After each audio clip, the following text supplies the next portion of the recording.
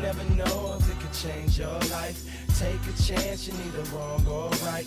You never know if you don't roll them dice.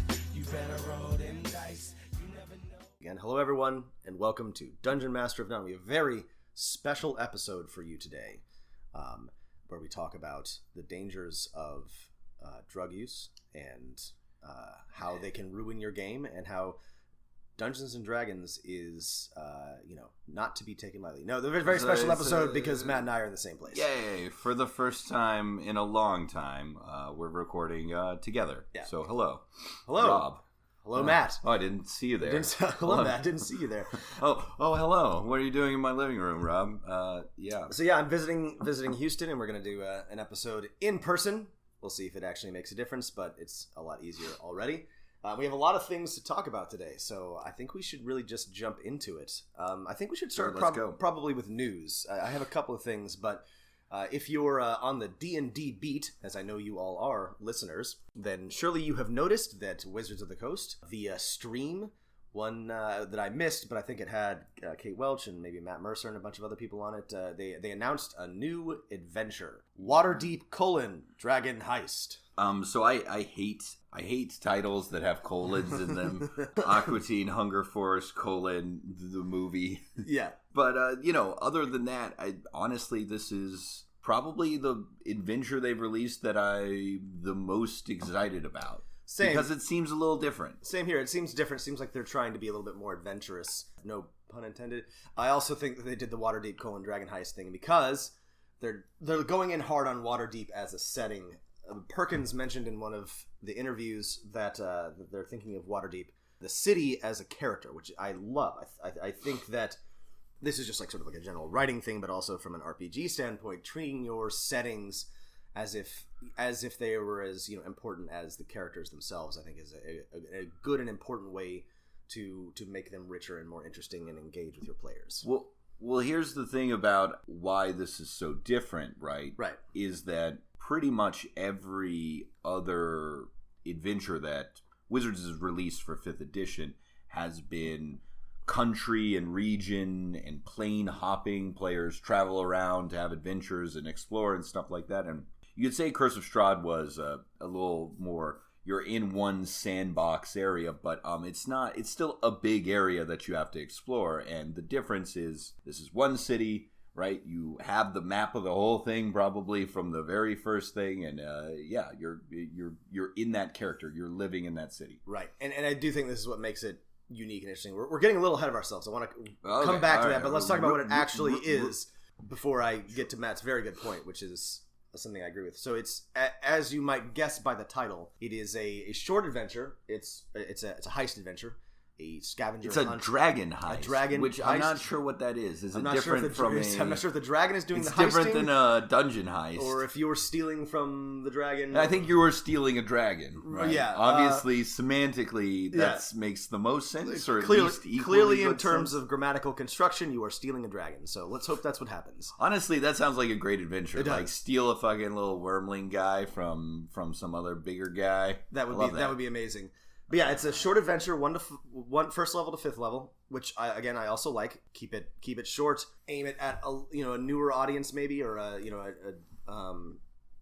less experienced group. And yeah, and they said it's inspired by, of course, Ocean's 11 or The Italian Job, which if you listen to our previous episode, we're obviously fans of. We love the heist as a construction for running an adventure.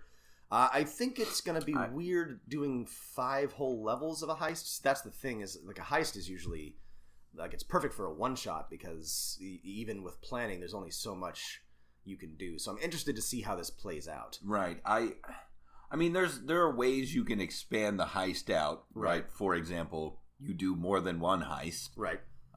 The other way to expand it out is, then someone tries to steal from you. You're on the run from the law. I don't know. There are things you can do with it. Yeah, I'm sure it will work, but I'm curious to see what it will actually be. But like we were how heisty. Yeah, well, like we were saying before, this is cool because it's bounded right there. It's all gonna take place, presumably all gonna take place in Waterdeep. The scope is a lot more narrow, which I think is a good decision. Not for every adventure path, but for some.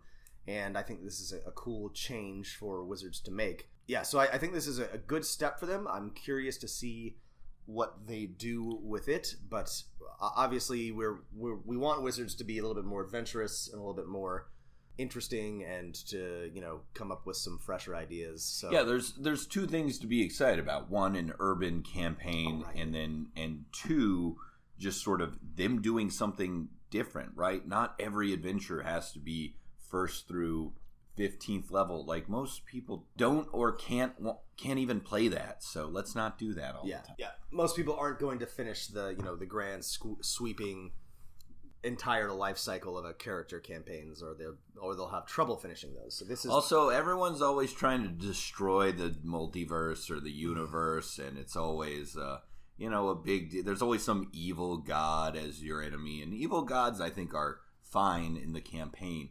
I just don't think they always make the best villains. Right. It's like a little more grounded villains. Exactly. So I'm interested to see where this goes. I think it's an encouraging sign. I think it would be cool if they put out more smaller adventures like this instead of one giant one every year or whatever. What Wizards of the Coast, did in days of yore. Oh, yeah, there were small little module packets, and some of them are pretty terrible, but others are quite amazing and brilliant exemplars of design and imagination. I think it gives them more opportunity to be creative and to explore different settings and different types of play. So let's talk about the city as a character, or urban campaigns. And if you're someone who's interested in running one of these or playing one of those, how are they different? Well, so I'm a huge fan of the urban campaign. As I've mentioned on the stream before, I recently ran I'm sort of in the middle of running a Sharn-based Eberron campaign. And what's cool about that is that, there's a lot of things to like about an urban campaign.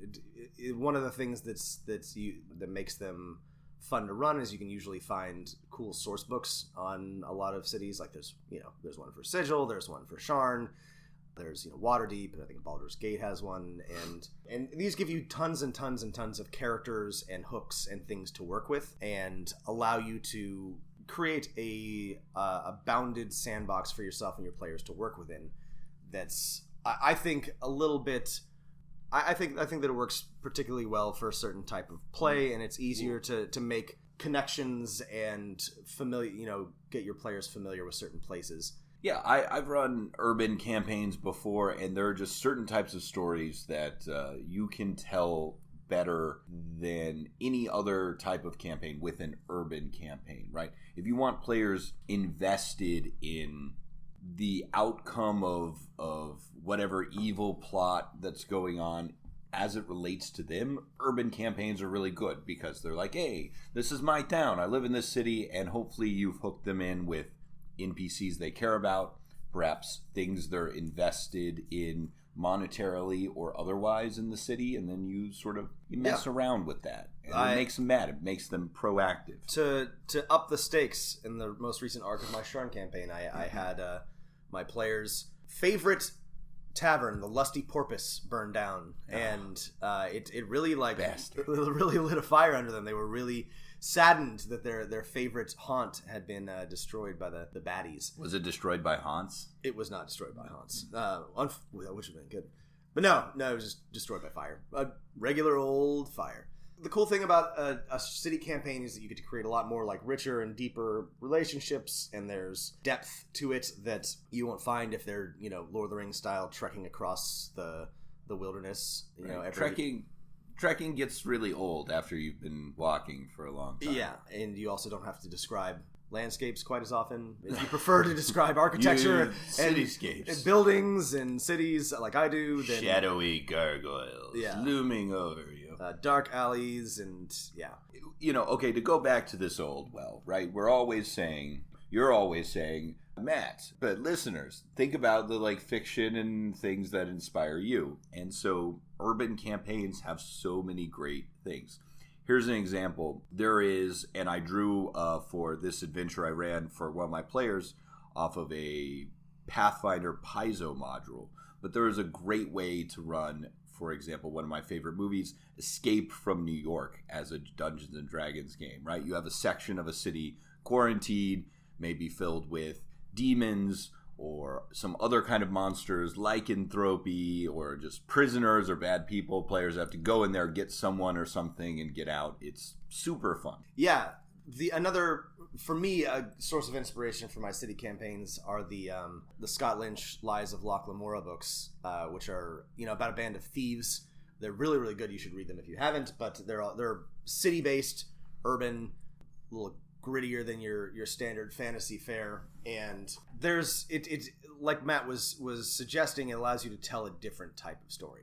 So if you're trying to tell an epic, sweeping Lord of the Rings style campaign, then you probably don't necessarily want to run a city campaign. But if you're trying to, like we've talked about, run a heist, or if you want to, I would crime say story, crimes, heist, police, or any other kind of mystery. Right, mystery is the big one. Serial killer stuff. Serial killers are really good. Politics, politicking. Everyone's like, I want to do a Game of Thrones like Dungeons and Dragons. And I don't think Dungeons and Dragons always is the best system to do a kind of Game of Thrones thing. But if you are going to do politics, it's a million times easier if all of the players are in the same place. Right. Not players as in player characters, but political players. Right. So city politics works great in an urban setting. Yeah. If you want to have a lot of intrigue, if you want to have a lot of mystery, so what I did for my Sharn campaign is I combined all of these things. There were interlocking mysteries and intrigues and politics and gang stories, which I felt like, again, that's why I ran the campaign in Sharn in a city, because those are the stories that I wanted to tell, rather than grand sweeping destroy the multiverse type adventures. So and the nice thing about cities is there's no reason why city campaigns have to be all palace intrigue and fancy masquerade balls that the players are going to. Every single fantasy and sci-fi city is either built on top of a epic 10,000-year-old dungeon or sewers full of mutants, right? So if you ever need your players to go down and do some dungeon crawling, there's no reason why they can't do that. It's also great to use your city as just sort of like a hub for the rest of your adventures. If you just want it to be somewhere that they come in between adventures, or where they recover or pick up quests or whatever, that can be good too. They can go out into the wilderness or into the dungeons and then return home. But it gives players stakes. It gives them, they become familiar with places. I think that's a really useful, and people. It's a useful touchstone for your players and your player characters. I was once in a urban campaign where the city was like the last city in the world, and it used to be 1,000,000 times bigger, and all the farmlands were just like parks that used to be there, and the outskirts and suburbs of the city were filled with ravening halfling barbarians, and it was great. I loved the decaying urban campaign. Yeah. There's a lot of great types of cities, right? Yeah. You got decaying apocalypse city. That's right. You got gritty Batman city. You got the you world got fantasy of tomorrow. Gotham. You got fantasy Metropolis. You've got port cities are good. Ankh-Morpork, which is basically fantasy Gotham, right? It's just full of crime and pollution and monstrous races. There's the city from Cheetah Mieville's novels, which I'm forgetting the name of. Baz, the Baz Lang novels, anyway. That giant one with a huge lizard dude, Leviathan, insect people, huge like Leviathan corpse in the center of it. Yeah, you can do all sorts of interesting things. Oh, this was all over Reddit a couple of years ago. Somebody wrote up some really, really detailed rules for a city that was built around the regenerating corpse of the Torask. So they would harvest its meat. Because it never stops. Because it never stops regenerating, and so he had built all these rules for a city that constantly harvests its meat, and that's the clever. Center of its economy. It was really interesting. A meat-based monster economy. Yeah, it was really interesting. I'll see if I can. We'll see if I can link that. It was all over Reddit for a while. They wrote a whole module. Anyway. That's super clever, right? It's you gotta continually mine the meat, otherwise it will wake back up and destroy everyone. All right, I can dig that. So there are lots of options here. Feel free to draw from existing cities, or create your own. Oh man, I love the city in was it Guardians of the Galaxy is like built inside a dead god's head. Oh yeah, that's right. It's called Nowhere, right? Nowhere, right? Yeah. Which is haha. nowhere, Very funny. Nowhere. Oh yeah, that's right. Yeah, definitely something. Aren't there cities floating in god corpses in the astral plane? That's where the Githyanki That's where the Githyanki live. Yeah, the city of I can't remember. So yeah, dead god corpses. That's a good place to put your city. Do a dead corpse. The city of Brass is a lot of fun if you want to have a kind of an evil, dangerous city on the plane of fire. Eberron is rich with these. Another good one in Eberron is Stormreach, which is smaller than Sharn, but it's a little more manageable. A little bit more manageable. It's also like the city of dungeons because it's built on a bunch of ancient ruins, and you can range out into Zendrick or the seas. It's a little bit more manageable, maybe for like a shorter campaign or a starter campaign. Eberron has so many good cities. The Tales. The elf city that's like the colony city. Oh yeah. The Adar, the like city of night in Conneroth. The Stormhome, or the sort of basically casino city that is a meeting ground for espionage. Yeah, that's right. The Cold War Berlin city that's divided up. So really, also, think of history, right? Yeah. Think of a divided Berlin, of a Venice, a trade hub. Think of a religious center city, maybe like a Cahokia. The other good thing about this is sort of more, gamey and mechanical, but a cool thing about a city is that your players can usually find what they're looking for. You don't have to waste. This is one of the things I like about city campaigns, because this is one of my least favorite parts of DMing, is you don't have to waste a lot of time saying, oh, you want this magical item, or you want to look for somebody who knows about this. Well, you're going to have to, trek out of your tiny village over to the nearest metropolis and then search around. You can just, if you're in a decent size, city with any sort of infrastructure, you can be like, okay, sure, go talk to, your nearest whoever, and here's a sign that tells you how to get there, and here's a magic shop with a reasonable amount of potions in it. So right, let's skip right over that and get to interesting things. Go straight for the nice thing about cities is you have magic item shops. Yes, usually, not always, but don't give them everything. But if they want to go buy some standard magic items, you can just say, sure, yes, if you can afford that, you can find it, you can buy it, and that saves me a ton of time, and I think it's also just generally better in my opinion. I hate having to I don't like to role play out shopping all that often unless it's for something interesting or something unusual. So I like, the nice thing about cities is you can just sort of gloss over that, and it feels right. So yeah, role playing shopping seems like work. The last couple of types of urban campaigns, colonizing kind of town, a city on the edge, or like a bulwark defensive city. Yes. This was a cool thing in Dragon Age. All of the dwarf cities were underground, and there were ravenous darkspawn outside the gates at all times.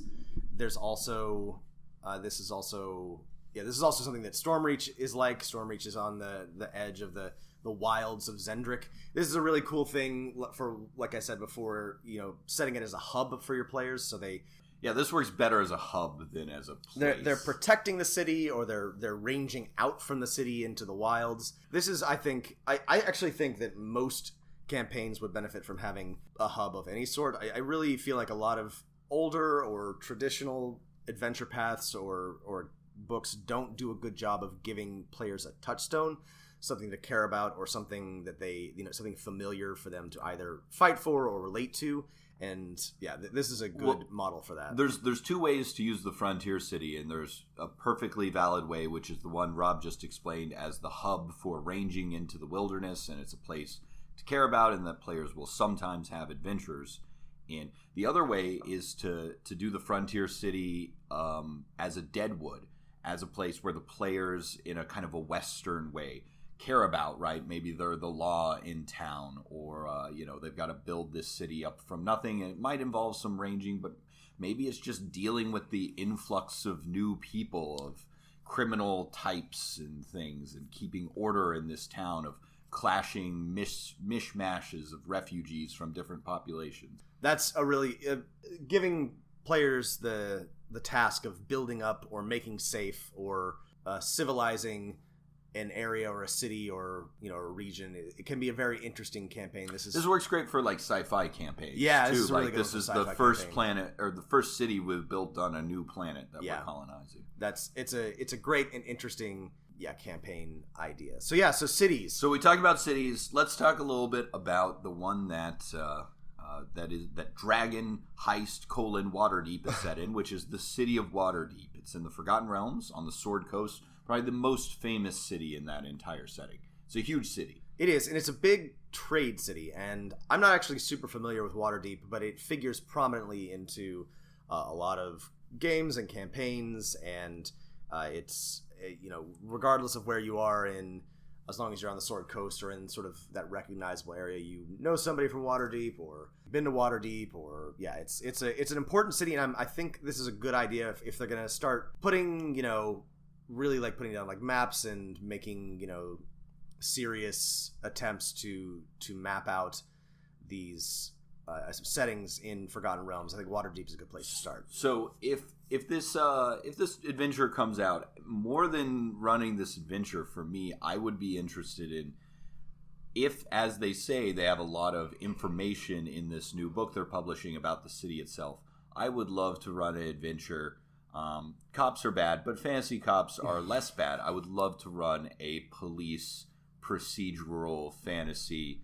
One of my favorite. All Terry cops are Pratchett's. bastards except orc cops. Orc cops, that's right, are good. Orc cops are good. I mean, so my favorite of the Terry Pratchett books is absolutely guards, and then Watchmen or something. Yeah, or the one where there's some time traveling cops, right? Which is really great. Yeah, fantasy cops are awesome, and a procedural. So players love to make misfit characters. Yes. And I think if you came to them and said, you need to be the misfit band in the City Watch, and, one player is a tiefling, and another is a half-orc, and another is a cursed warlock. And make your own little Brooklyn Nine-Nine, but Waterdeep Nine-Nine. Yeah, Waterdeep Nine-Nine. Okay, wait, we're going to write this adventure. We're going to call it Waterdeep Nine-Nine. Yeah. Once Waterdeep: Dragon Heist comes out, we're going to write a companion adventure, Waterdeep Nine-Nine. For a band of misfit cops. You got to track down the people stealing these dragons. They're heisting. Sir, somebody's heisting.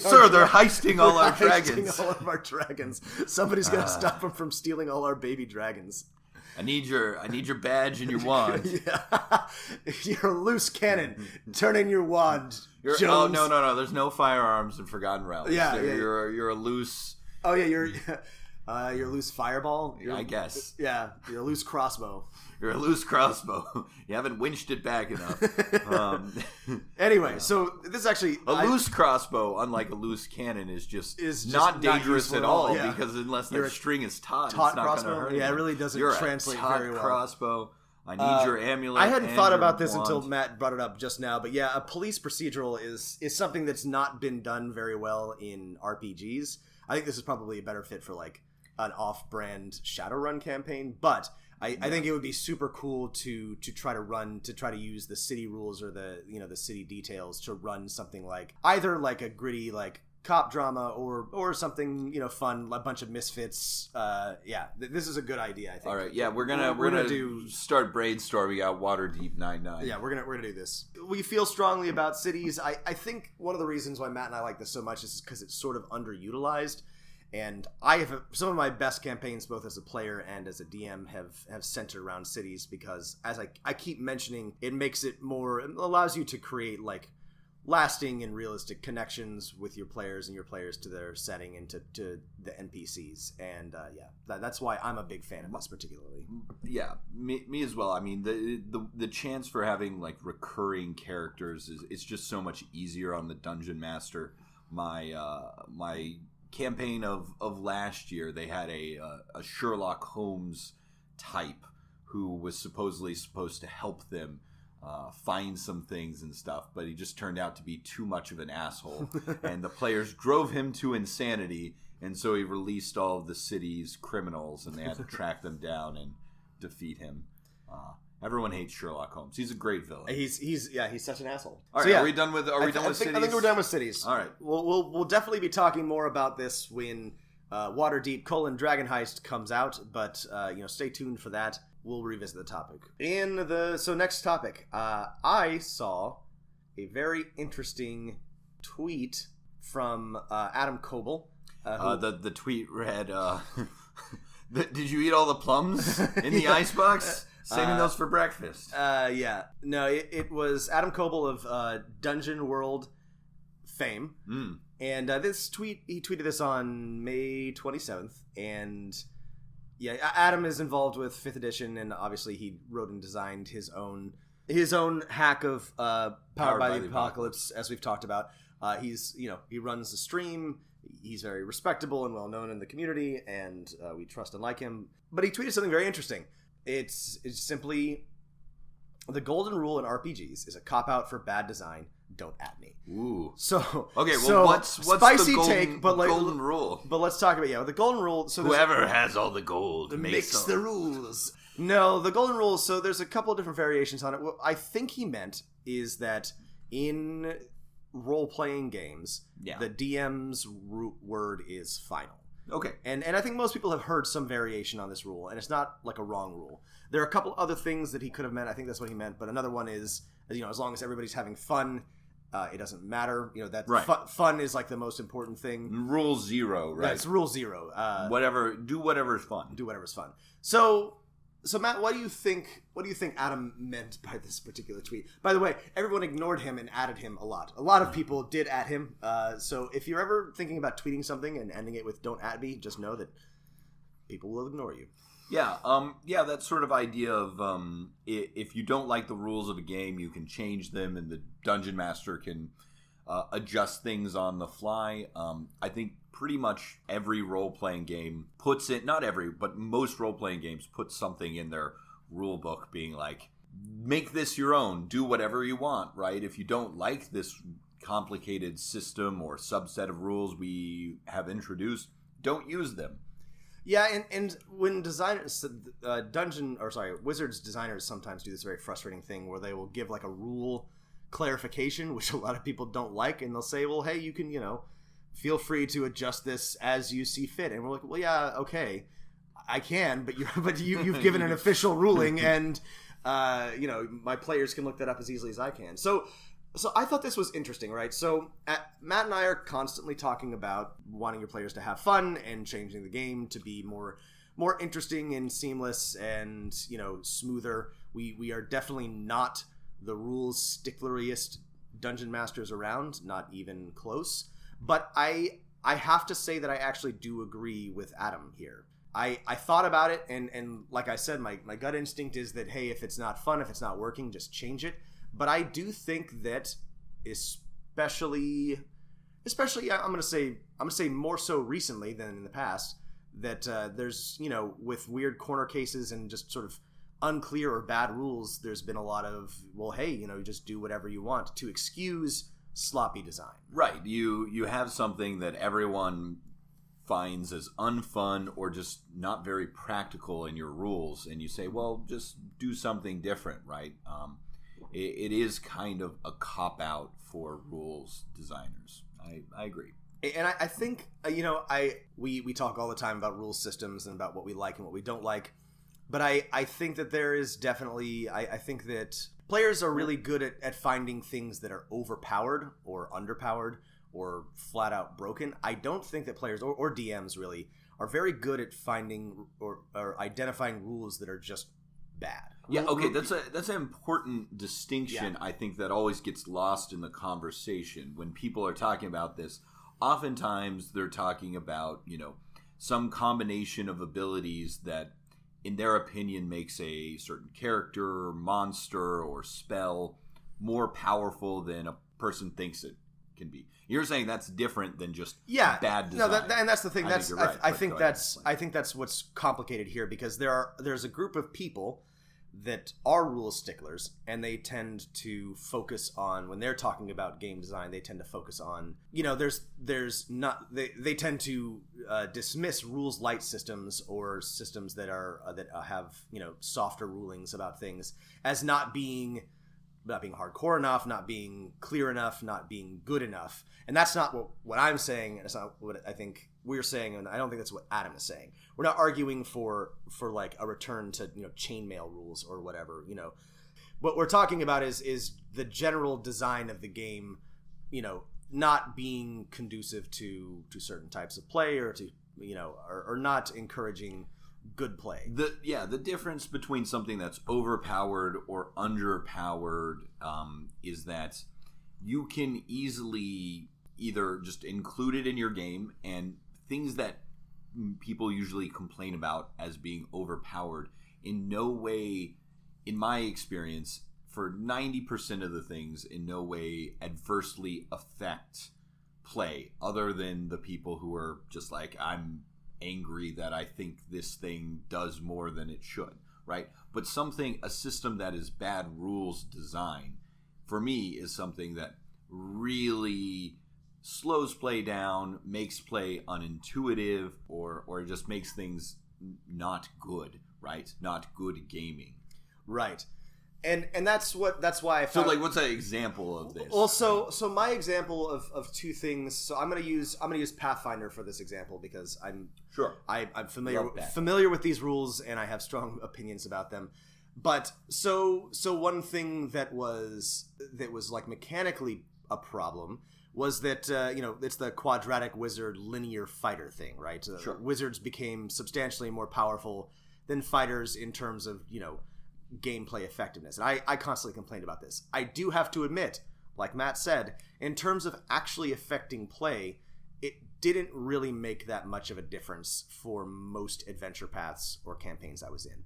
As long as the wizard and the fighter are on the same team, it doesn't really matter a whole lot, especially if the wizard's not deliberately trying to outshine or show up the fighter. That's not great design, but it's something that can be worked around, or something that can be dealt with. An example of something like this that's terrible design is that with the right combination of spells and abilities in a certain level, and 3.5, a cleric could be better than a fighter at everything all the time, completely invalidating the need for a fighter. Until you cast Dispel Magic. It wasn't foolproof, but yeah.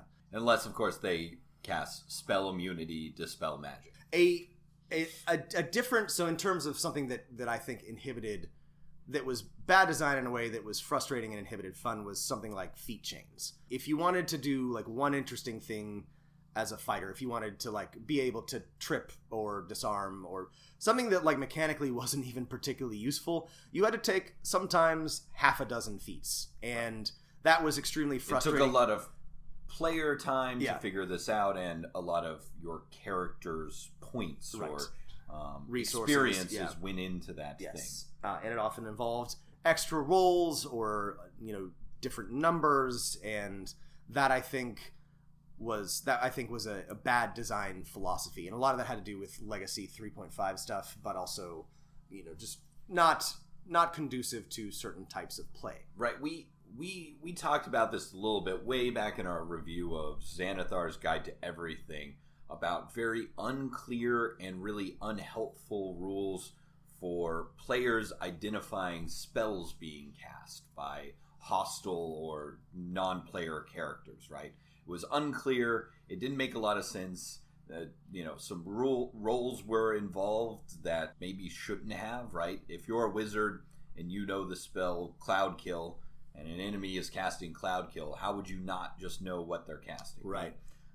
This actually reminds me... slowed the game down. It was bad. This reminds me of something else in Xanathar's, where they introduced dozens of kits, but didn't provide any rules for how to use them. And I think, in Wizards' opinion, that was giving the DM the freedom to do what they wanted. But in practice, it just ended up being confusing and frustrating. Right.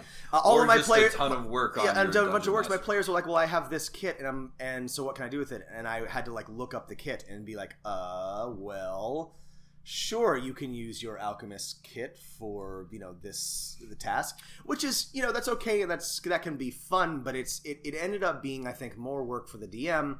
And I think this is, I don't want to put words in Adam's mouth, but I think this is one of those examples of bad design, being hand waved because, the DM's word is final. Yeah. The DM's, so this is, I think, the paradox of this golden rule of RPGs. I do agree that at the table, right, Dungeon Master's word should be final in most cases, right? And of course, a good Dungeon Master sort of seeks the consent of his or her players when making these sort of rulings where rules or systems are unclear, right? They try and find a solution that moves the story and the gameplay forward, right? So it's not just right DM being arbitrary. And I agree with that. Yeah. I disagree that, like, you can then use that statement to sort of only halfway design your kits, for example.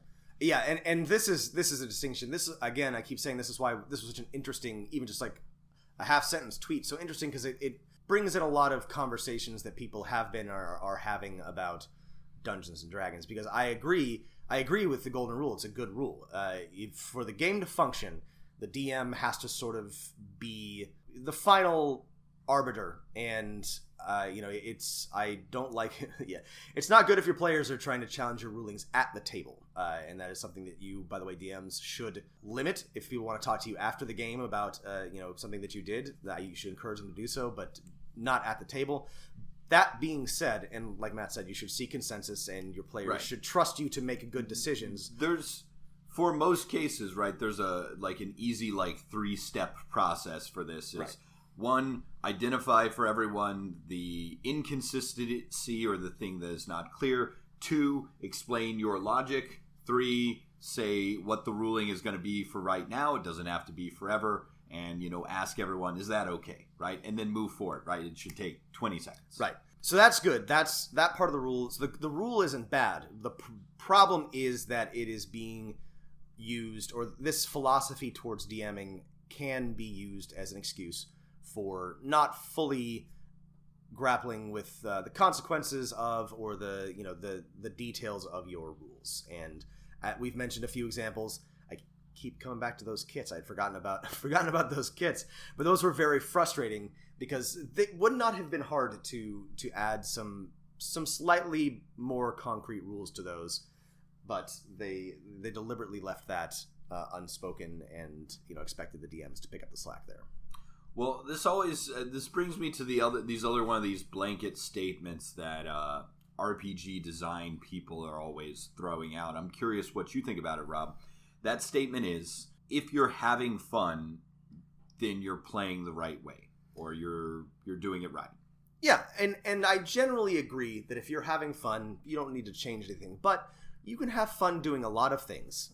You can. I mean, you don't even need rules to have fun. We can all just take an improv class or whatever. And just freeform it. But we play games with rules to have a specific type of fun.